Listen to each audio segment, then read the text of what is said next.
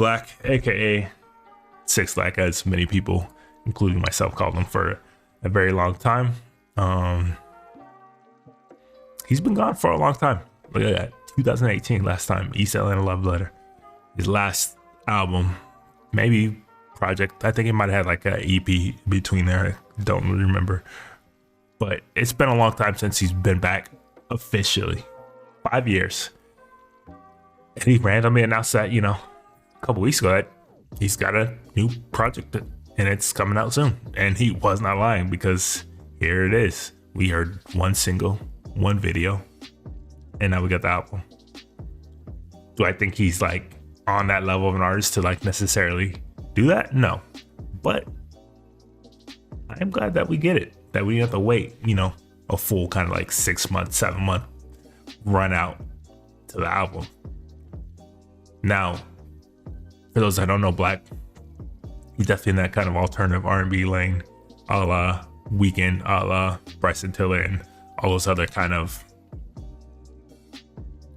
R&B singers who shadow the line between R&B and hip hop, and more like kind of more dark, brooding, melancholic, I guess, type of subject matter. Not that traditional lovey R&B, to say the least. But like a lot of those artists, specifically Weeknd, who's basically turned himself to a full-on pop star. I'm very curious to see kind of his progression, because it's been 5 years since we heard anything really significant from him. I want to see if he kind of like follows that same trajectory and kind of goes a bit brighter, goes a bit more poppy, speaks about life and love and women in like a more positive, bright manner than what we got from him before. But I guess we'll find out, because 5 years is a long time. So let's just hop right into it. Black, Sing Side of a Lover, track number 1, Cold Feet.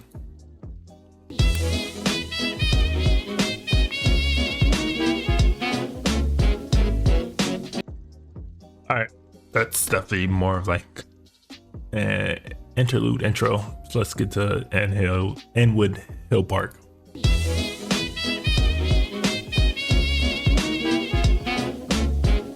That beat is tough. That beat is tough.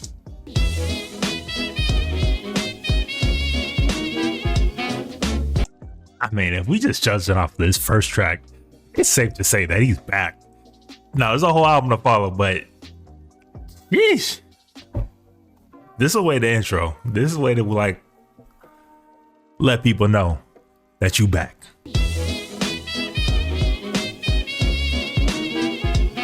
Oh, like that!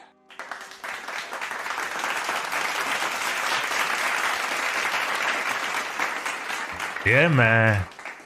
That's the way to come back. That beat was slapping. It's been so long that you almost forget like how good he is vocally when he kind of like raps things. Like it's like a mix between singing and rapping. It's not quite one or the other, but it's like kind of in this like nice fine pocket that I think he does better than most of the artists out there. And it's just nice. It's nice to hear he's back. Let's go to the next track, Since I've Loved Her. Now, we did react to this already, like 2 weeks ago when he dropped the video. But let's give y'all a refresher. Let's go right to it.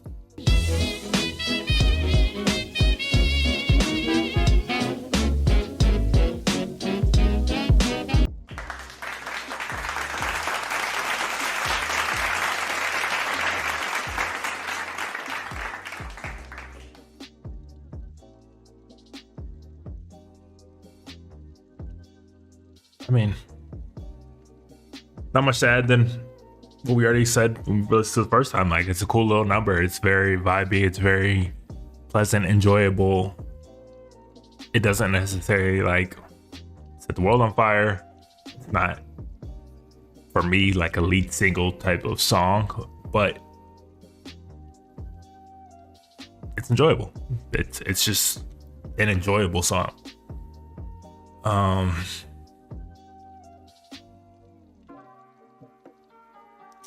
gonna hop around a little bit because it's another long album. Let's go to Fatal Attraction.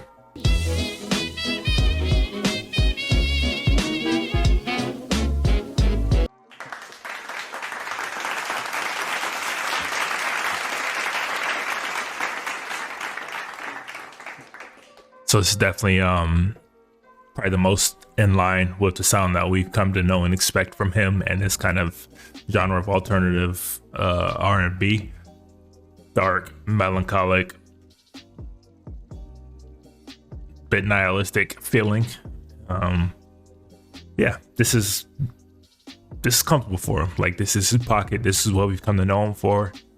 This is kind of what brought him to attention to a lot of people. And while he doesn't like stretch himself artistically on the song, it's what he does best. And it's another example of that. And it's a very good song. Nothing new, but a very good song. Go to Spirited Away.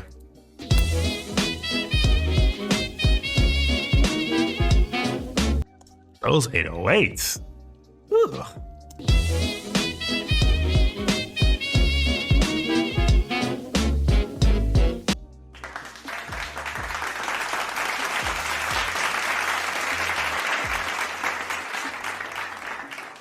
I'm definitely gonna have to like check out this producer list because that was a fire song.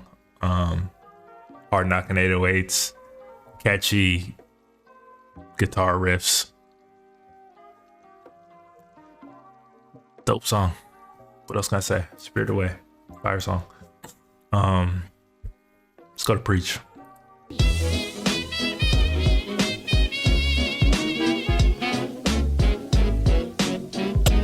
Talked to a lot of y'all out there. Had to get his drinks back, had to put the weed down. Like, I know weed is like the cool ain't thing, but sometimes some of y'all looking like some real addicts. He said it, not me.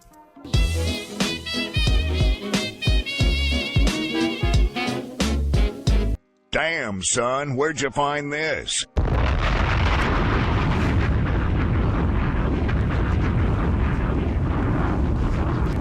Yeah, man. He back.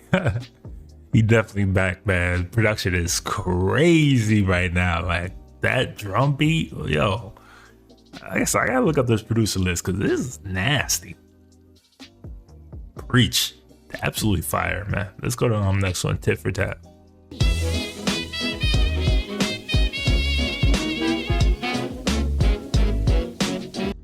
Another one. Fire. Fire.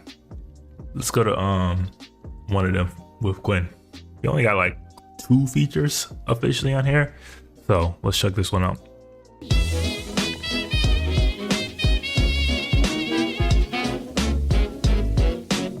Cool little vibe right there.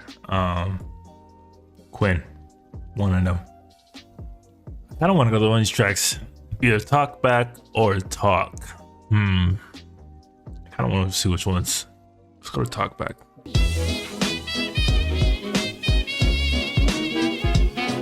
I ain't gonna lie, that opening definitely sounded like Sting song. And if that's the case, Sting getting paid again, boy, because you know he coming for the sample money.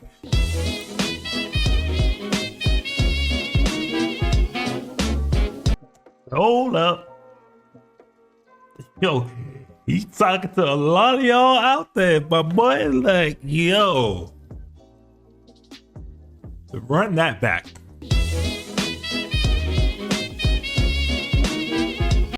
You gotta want it on your own, and I can't convince you. Truer words have never been said.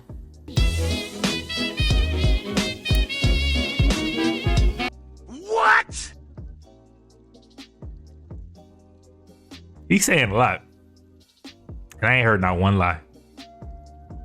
I stopped making excuses and speaking on things that I don't know.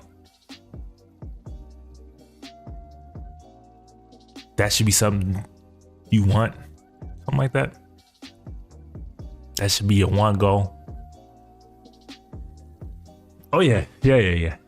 He talking on this one. He definitely talking on this one. I need to get that bar right.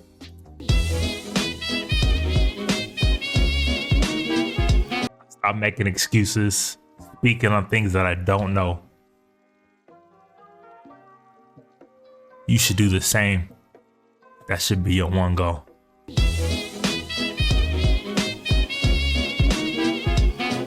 Like that! Yeah, it's tough. Talkback was tough. I don't know if it's Sample Instinct's song per se, but it certainly sounds like it. At least the guitars do. It's very close, and in that case, for sure, he had to come off of publishing for that one because Sting gonna get his money. And Sting has one of the most sampled artists in probably hip hop and all of music in general, and he gonna get that money. But well deserved because that guitar is iconic. Let's go to Temporary.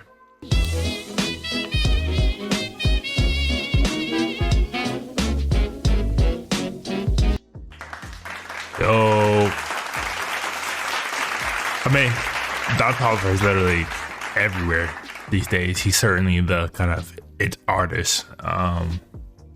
Certainly replacing like Gunna, especially considering everything Gunna's going through.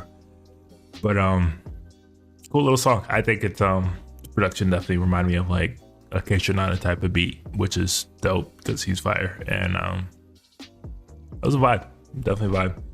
Let's just go to the last three. Right down the line. Stories of Motion, number one.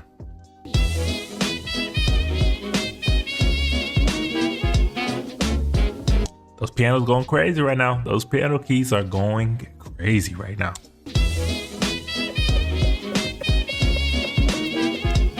Oh my. Hey, bro, come on now, dog.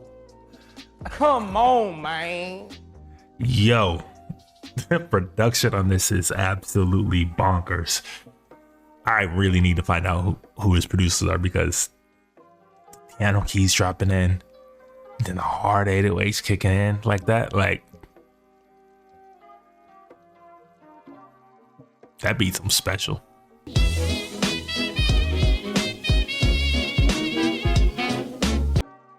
Yo, is that Wale?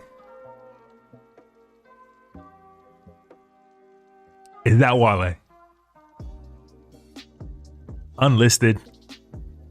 No feature listed. Yo. Come on, man. He making all the right choices so far. I ain't heard Wale and I don't know how long, but this is the type of song and beat for Wale to come slide on. Okay. Okay. He doing his thing right now.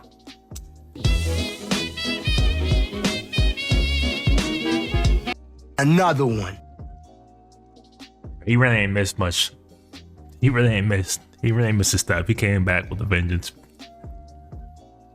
Having Wale on that track was piece de resistance. Damn. He on a roll right now. Let's go Testify.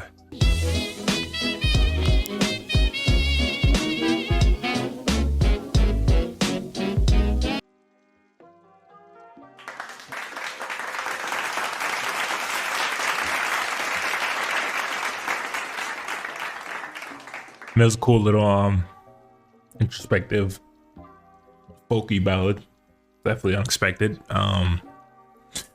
But I think it just shows off his versatility as an artist, and yeah, it was cool. Go last track, NRH.